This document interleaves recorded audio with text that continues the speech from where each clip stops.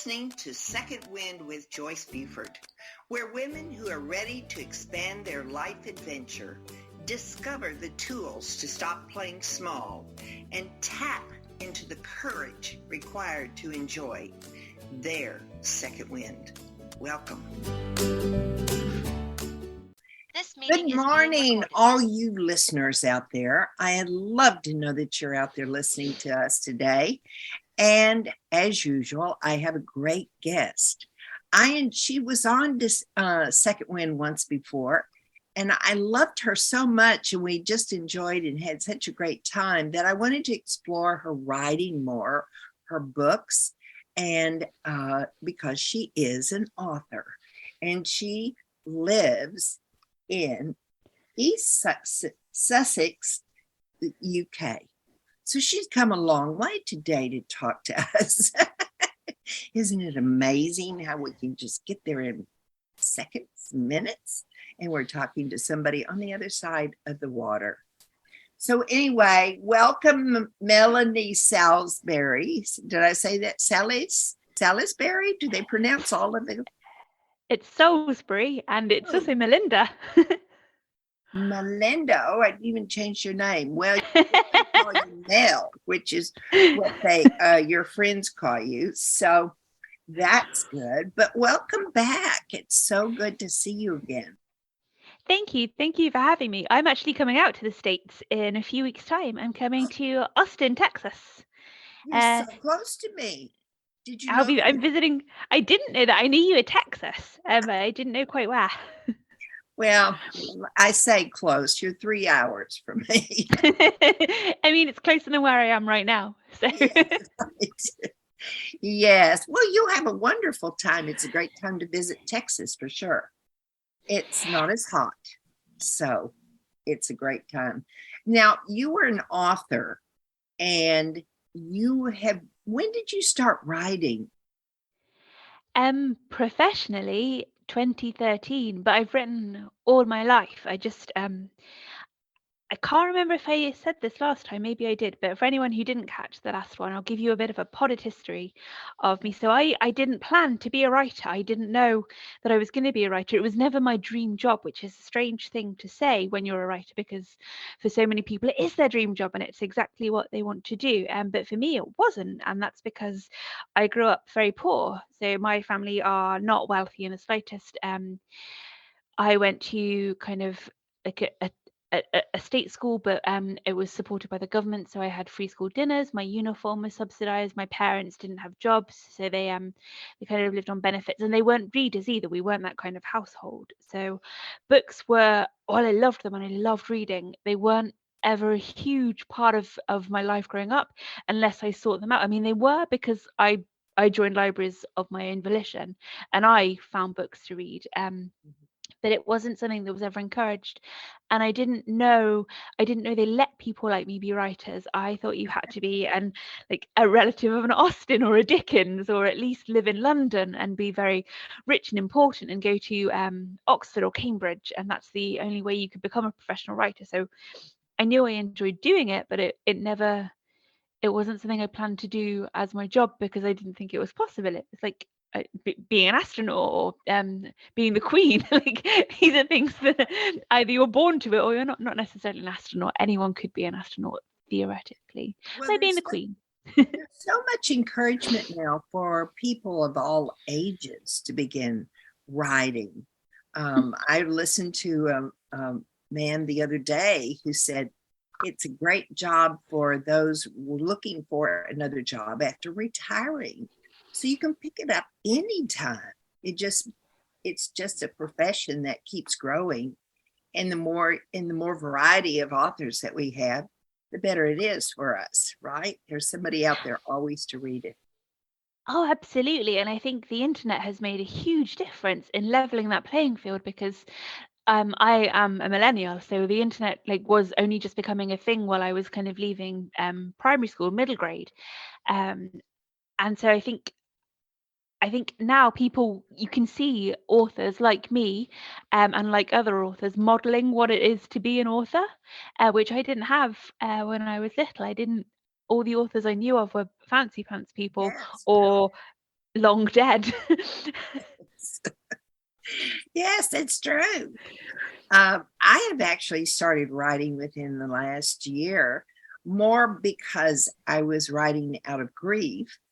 And so that sort of brought me into it. Somebody said, well, why don't you write, Joyce? And I thought, well, that's a good idea, which is a great way to express your inner pain and help move the grieving process. And then I discovered, well, it was kind of fun. I kind of liked it. So I do a little writing. Yes. So now you have how many books now that you've published? Oh gosh, 7 YA books that are published and 2 non-fiction books. So YA, for anyone who doesn't know, is young adults, so books for teenagers. I write specifically for the kind of 15 to 19 bracket, so a little more mature than some. Mm-hmm. Mm-hmm. But I love the way you started out in your right, introducing me. I am an author living a dream in southeast coast of UK. What was this dream about? Why was this a dream of yours? It was to live by the sea. My whole life, I wanted to live by the sea. I come from a place called Coventry, which is smack bang in the middle of England, about as far from the coast as you can get on all sides. But I loved the sea. I loved it my whole life, and I always promised myself, if I ever had the chance, then I would go and live by the sea. And of course, when you work as a full-time writer, you can be a little more adventurous in where you choose to live. So I chose to live by the sea, and for a while I lived in Essex, which is north of where I am now, on the very east coast of the country. And then I kind of got tired of that and decided to move here. And now I'm a little tired of the sea. I think I want mountains and woodland. So I'm looking to the horizon in the next couple of years to see if I can get a little more rural with things. Yeah. Well, that's So I still love the sea, but not so much. It's weird. It's almost like I've outgrown it. I mean, ideally, I'd live by the sea and the woods and the mountains, but that feels like a very big ask. Mm-hmm. It was interesting. I interviewed a man about 2 weeks ago, and it's his philosophy that everybody should move. And he was moving major distances. I mean, he went to Germany. Where was he? Someplace. I was quite surprised. His moves were major moves. I mean, it wasn't just inside the country. He changed countries, and he'd live there for like 10 to 11 years, and then he'd move again. And I thought, wow, I've stayed in the same place forever. So I think that's really takes courage. But I do think there are people that love to do that, such as yourself. And you aren't fearful. You really look at it as an adventure. I mean, it is scary. It's scary to kind of leave the community that you've built and the paths that you've trodden and all the little things that have become yours. But at the same time, yeah, it's an adventure. And also, I crave I love to travel. This is a thing I didn't know I loved about myself until I got a little older, because growing up poor, holidays aren't really a thing. Like, my nan would take me to Wales, which is basically the country next door to England, but still part of the UK. And that was the furthest I traveled for a really long time. And then I discovered I love traveling, which was surprising because it's just a really magical thing, a joyful thing to learn about yourself. So I learned that I wanted to be a writer, and then I learned that I love traveling.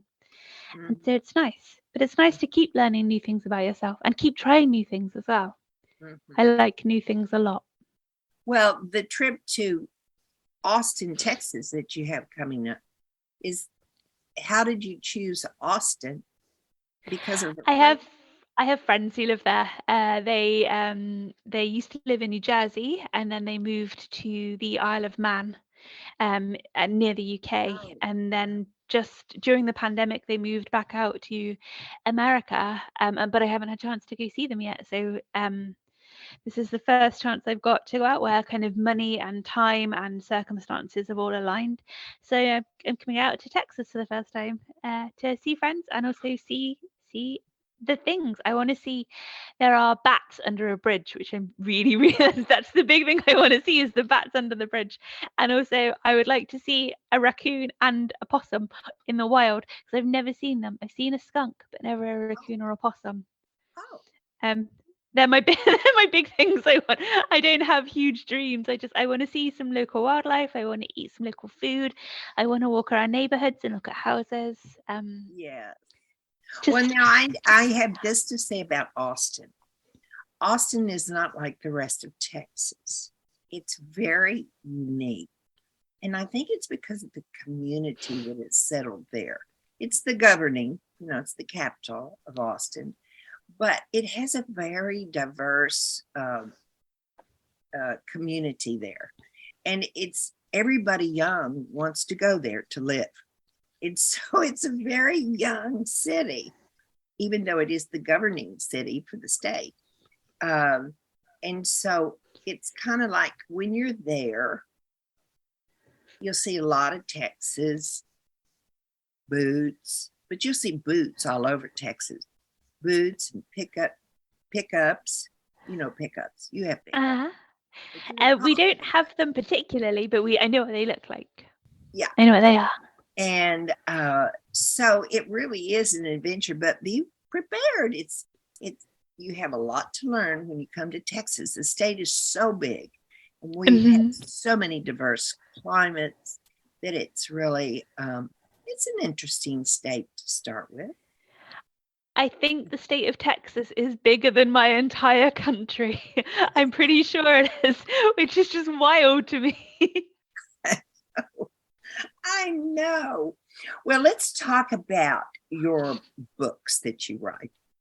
Now, why did you sort of describe for me the type of books that you've ended up writing and why you chose those books?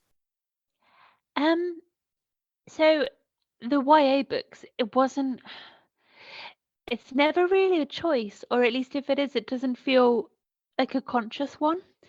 So when I first started writing, what I wanted to write was middle grade. And so I wrote this middle grade book, and I sent it to my agent, the lady who became my agent. And in the meantime, while it was on submission, I read some advice on the internet that sort of said, if you write something else while you're on submission, don't sit around refreshing your email, do something else in the meantime, because then worst case scenario, you've got something else.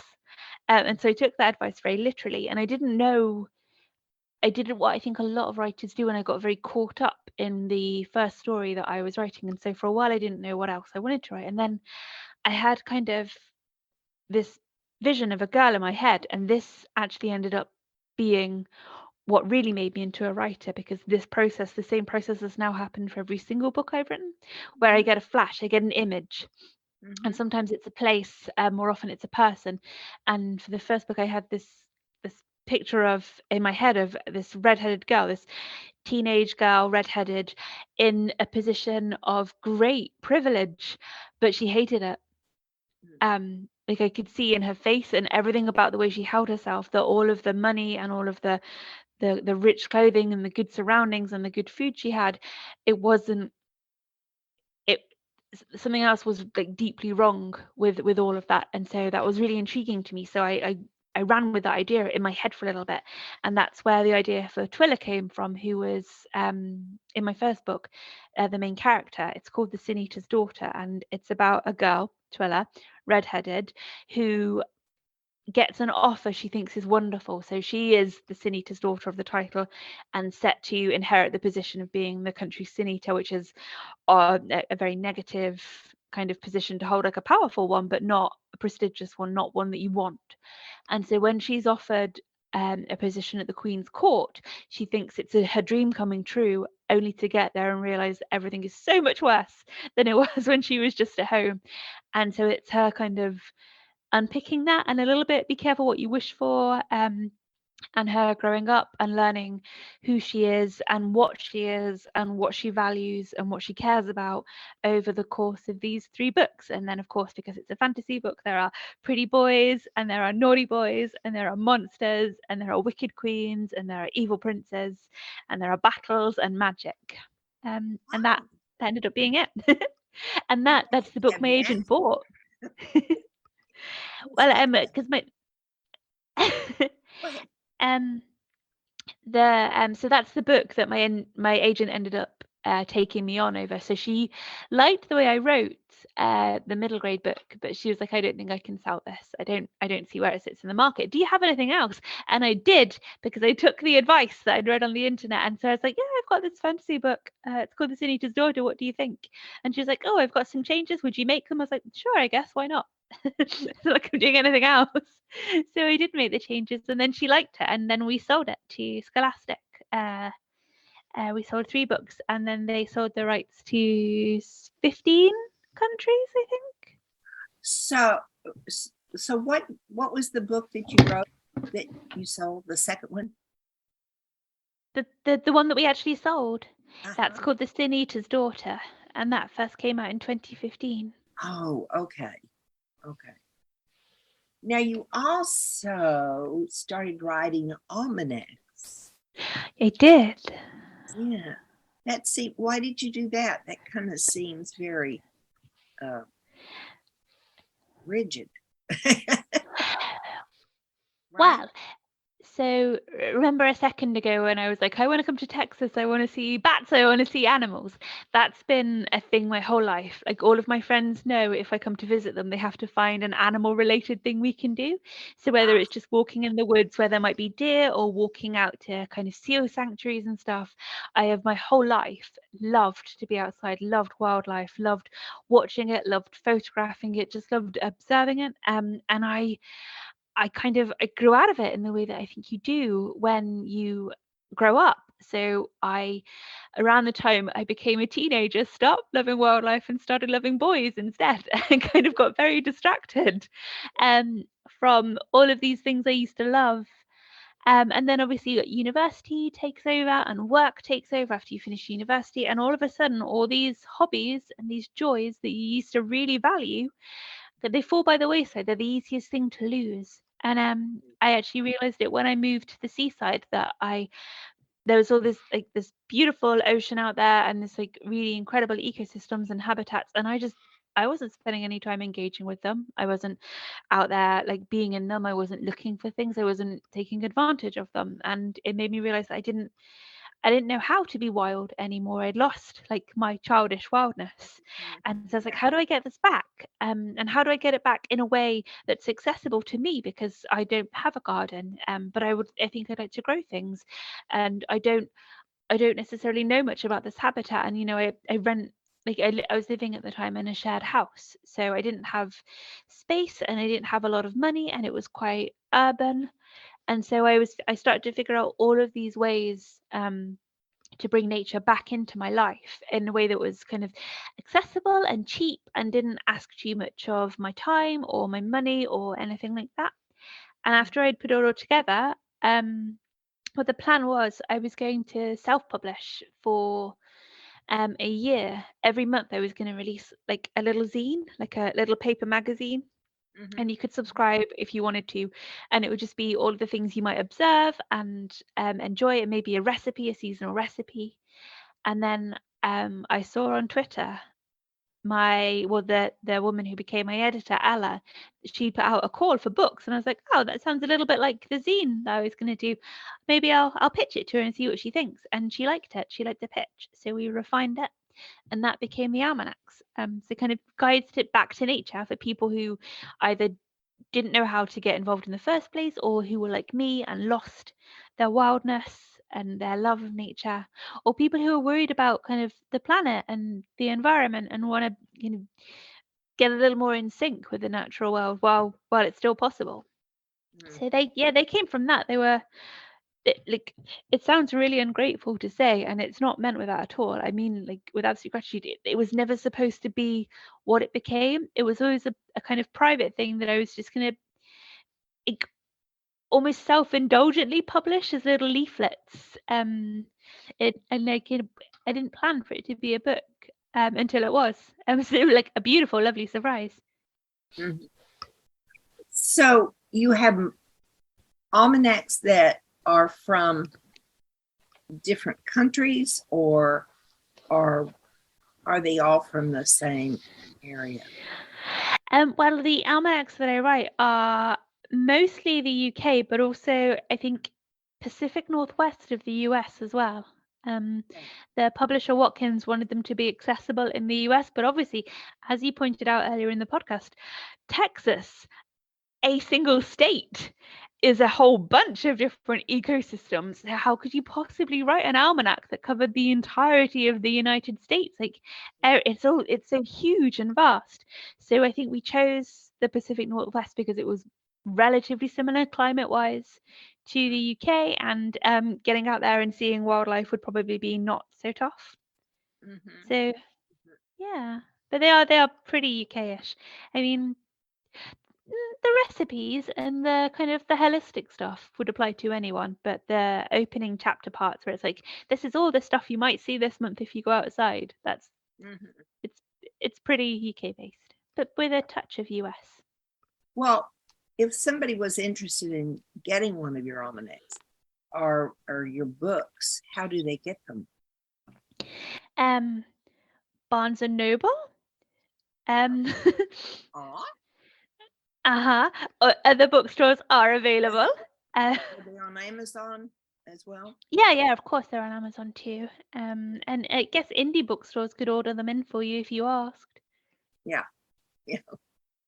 I'm in a garden club, and I'll share this with you. I'd share it with the public, but anyway, I decided to buy the almanac that sold for Texas to my club. And I was so proud of myself, but I got so anxious, I ordered for 22 instead of 23. So I said, well, here's your book, and we're sure nothing will change, which is crazy. It's all changing so radically. But anyway, here's your almanac for this coming past year, or your past year. So anyway, that's my almanac story.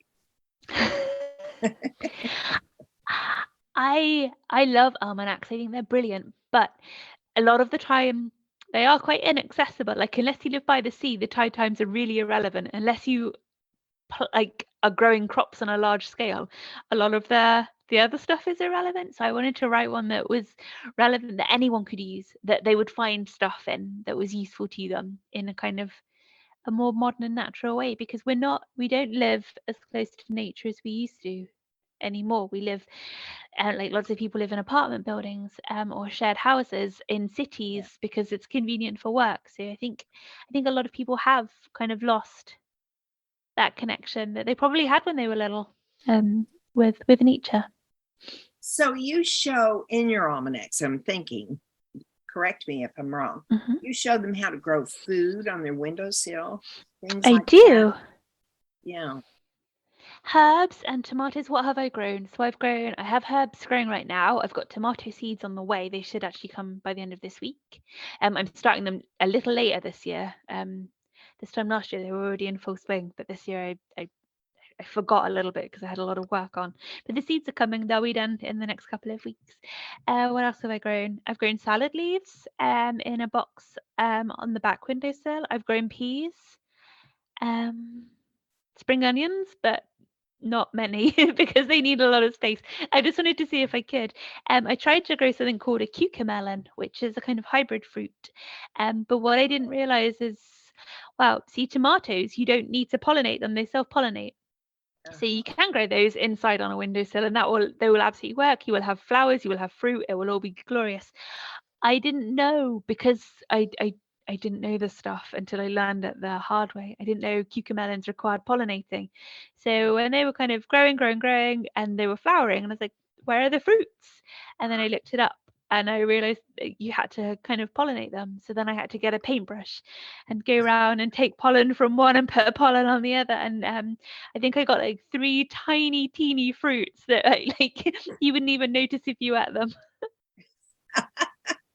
Well, is it common to have windowsill boxes, or did you have to make arrangements with manager to be able to do that?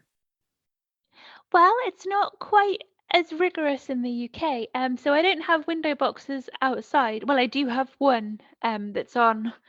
The people in the flat below me have something called a bay window, which kind of sticks out. And so the sticky yardie bit is right just below my window. So I can put things on there. And so that's where I was growing my salad. But no, most of it I grow indoors on windowsills. So just inside the house, which is lovely for the herbs because it means I can pick them off as I'm cooking and just throw them in the thing. Well, so we're coming toward the close of our show today. And No. And I've shared with you that my word of the year is joy. And so I have 2 questions that I want to ask you. Are you game for this? Of course. Okay, here we go. Tell me a story when you felt pure joy. I thought about this one a lot because the way I view joy has changed a lot in the past few years. So I used to think of joy as this big explosion of emotion, like a really big high, and then it fades away and you just go back to normal. But the more I've tried to practice, see, my word of the year this year is presence, because I want to try and be present in everything I do. And the more I've practiced presence in my life, there was also my word last year too, so it's a little cheating, but it's because I've still not perfected it yet. The more I practice presence, the more I realize joy is in so many things. And it's for me personally, joy is a lot closer to a feeling of satisfaction, and a constant level of satisfaction, than it is a big explosion of emotion, a big burst of happiness. Joy is something that I can experience daily and in a sustained way. So there is joy in waking up just before the alarm goes off and like that feeling of achievement that I beat the alarm. And there is joy in my morning yoga practice where I'm stretching out my body after I've had a big sleep. And there's joy in the first cup of tea. And these are little joys. So this isn't the story I'm going to tell you, but this is just me explaining how my definition of joy has changed so much. And so now I live in an almost constant state of joy because I'm practicing presence and because I am putting a little more effort into everything I do and making sure it feels worth it. So even, and this is maybe silly, but even if I'm not going out of the house in the morning, like washing my face and putting on lipstick, because that I'm present, then I'm present in my body and my face. I'm valuing myself in this particular way, and I'm taking a few seconds to value myself in this like small silly way, which no one will ever see, but for me, it makes me feel better. And I think a time I have felt like a huge explosion of joy, I think, is the first time I saw one of my books in a bookshop. And because it's such, as I said earlier in the podcast, it was always such an unexpected thing that I would become a writer. And at every stage of it, I never actually expected it to keep going. I kept expecting it to stop, and that would be it. And at least I tried my best, and I never expected it to actually get as far as seeing a book I'd written in a bookshop, that anyone could walk into and also see this book. And I think that was a real explosion of joy, because it just felt like this impossible moment, like just seeing something that you never believed could happen. So that would be the moment, I think, of pure joy, which is, I feel like, not very poignant. Like, I feel like a lot of people are like, oh, I first felt pure joy when I saw my baby for the first time, or when I walked down the aisle towards my husband. But no, for me, it was the combination of a lifetime of wishing, but not necessarily dreaming.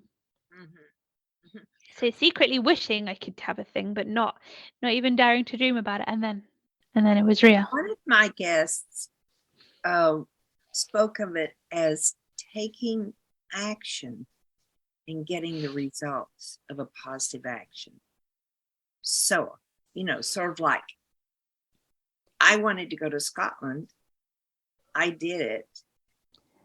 And one day while I was standing in my room, I just had this overwhelming joy come over me because I had done it. And it was, an adventure for me to do that. So I like that you are also saying it takes action. I think so. Yeah, I do think it is. And yeah, like even the way I practice joy now and practice presence and practice gratitude, it is the result of actions.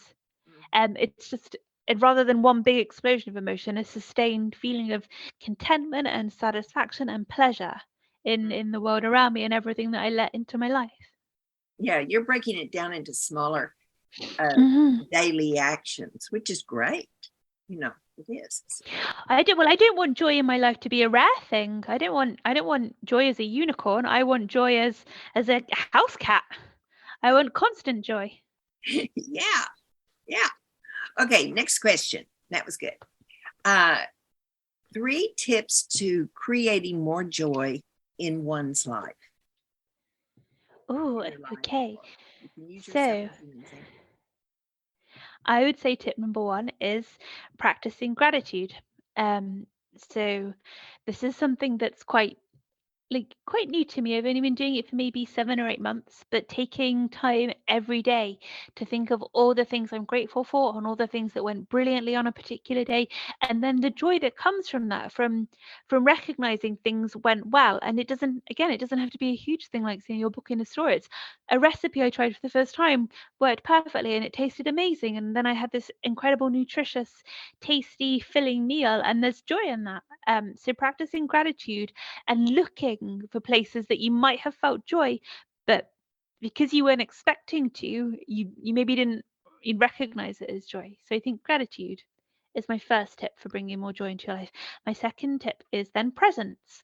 So being present in every moment. So not multitasking if you can get away with it at all, and making sure the things you do are the things that you've decided you want to do and that you commit to them fully in that moment, because then when you get the payoff, you get the joy when the action that you've taken comes to fruition, because you've been mindful and because you've had presence in integrity in how you're behaving. You get the joy. And I think my third tip then is be a little silly. Be a little silly about things. Be curious about things. Be lighthearted about things, and then you will find joy comes to you, and you'll find joy in really, really, in things that you might not have noticed before. So a dog pulling a silly face, not on purpose, but because it's lolloping towards its owner. You can take joy in that moment. You've seen like a really silly little thing and it's cute and nice. So I would say that gratitude and presence, and then being a little silly. Yeah. And I think all of these things will bring more joy into your life. Yes, I think as we get older, we get so serious. Finding that playful, silliness that's still in us. Yeah, playful is a better word than silly. Be playful, not necessarily be silly. Be playful. Playful. So I like those. Those are really good ones. You've got some new ones for us today as well. Ooh, good. Ooh, you get an A+. Yay, thanks. I was thinking, that one of the animals you could ask for, but it's not easy to find in Austin, but it's that part of Texas, is the horny toad. I would love to see a horny toad.